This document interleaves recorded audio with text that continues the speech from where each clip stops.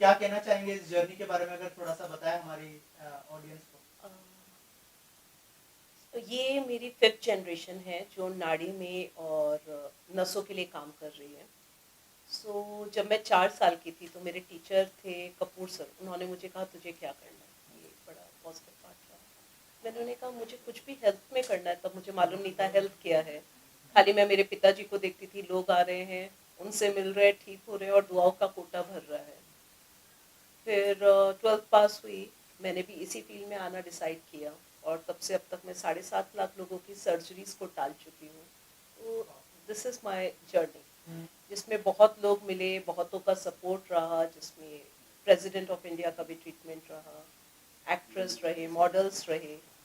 So this is the full journey of my life और ये चलता जा रहा है सिलसिला। होप सो करोड़ों पेशेंट्स इसमें फ़ायदा ले पाएंगे ऑन फ्यूचर। मैम ये जर्नी की शुरुआत कैसे हुई उसके बारे में कुछ बताइए हमें, कि मतलब फिजियोथेरेपिस्ट लोग सोचते हैं कि थोड़े से सीरियस टाइप होंगे, क्या मतलब क्या होगा वैसा लोग सोचते हैं, आपकी जर्नी कैसे स्टार्ट हुई इस बारे में भी अगर कुछ शेयर देखिए, करें। मैं जो काम कर रही हूँ वो फिजियो से थोड़ा अलग है।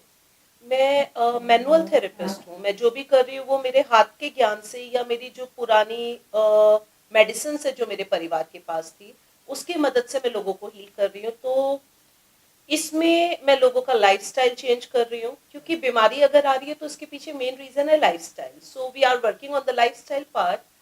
और लाइफस्टाइल चेंज होना, कार्टिलेज रीजनरेट होना, डीजनरेशन कॉमन है वो ठीक करना। और जैसे एक एग्जांपल, अभी की बात कर रहे हैं हम आईटी वाले या कंप्यूटर सिस्टम में जो काम कर रहे हैं या बैठ के काम कर रहे हैं, उन सबको ये प्रॉब्लम कॉमन है, मतलब होना ही होना, बैक इशू होना है। जो लोग अब ये बात हम आईटी फील्ड की बात कर रहे हैं, अभी हम मेड की भी बात कर रहे हैं, हाउस वाइफ की भी बात कर रहे हैं, उन्हें फॉरवर्ड बेंडिंग ज्यादा करनी है, क्योंकि पहले नीचे जमीन पे बैठ के काम करना था, अभी खड़े होके करना है। तो स्पाइनल डीजनरेशन है। बच्चों को आजकल बहुत कॉमन प्रॉब्लम है because they are using mobile. So जो मेरा मेन फोकस रहा है वो लाइफस्टाइल चेंज रहा है। काम सब करना है लेकिन उस काम के साथ अपनी बॉडी को कैसे संभालना है।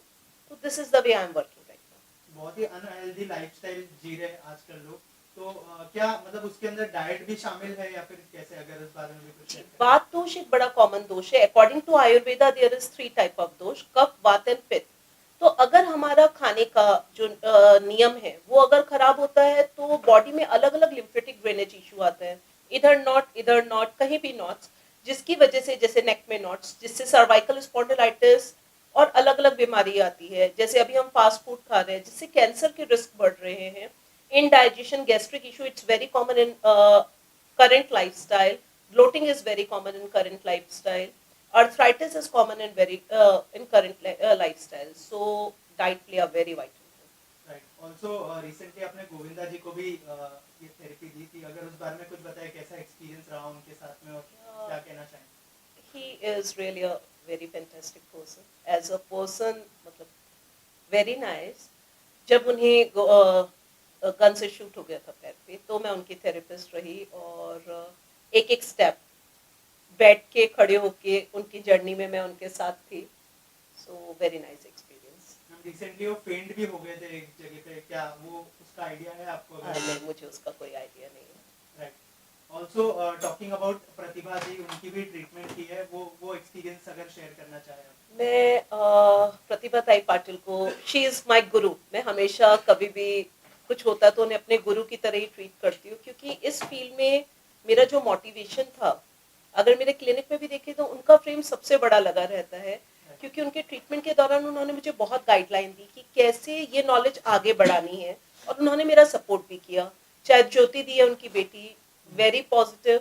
उन लोगों ने जो मुझे पॉजिटिवली गाइडलाइन दी, मतलब पेशेंट एक अलग चीज है but as a person they are really awesome, हमेशा मेरे सपोर्ट में रहते हैं और मुझे अच्छी गाइडलाइन भी देते हैं। So thanks a lot to them. I am sure बहुत ही इम्पोर्टेंट थेरेपी है ये, तो इसका जो कॉस्टिंग है वो भी बहुत ही मतलब बहुत ज़्यादा होगा, अगर उस बारे में कुछ नहीं, बताएं आप हमारी इसका audience को। कॉस्टिंग बहुत ज्यादा नहीं है। अगर एक नी का रिप्लेसमेंट हमें रोकना है तो इट कॉस्ट विद मेडिसिन 20-25,000। अगर बोथ नी है तो 40-45,000 with all the expense, medicine and all सब कुछ। और जो ऑडियंस देख रही है वो कैसे आपको कांटेक्ट कर सकती है, और मतलब कहाँ पे आपका क्लिनिक है, उस बारे में भी कुछ मेरा शेयर करें। क्लिनिक कोथरूड पुणे में है और मेरा नाम अगर गूगल पे डालता है डॉक्टर सुरभि धानवाला, तो मेरा एड्रेस और लोकेशन पूरा आ जाता है, मोबाइल नंबर आ जाता है, तो they can contact on the mobile number. Right. Any plans to open your clinic in Mumbai?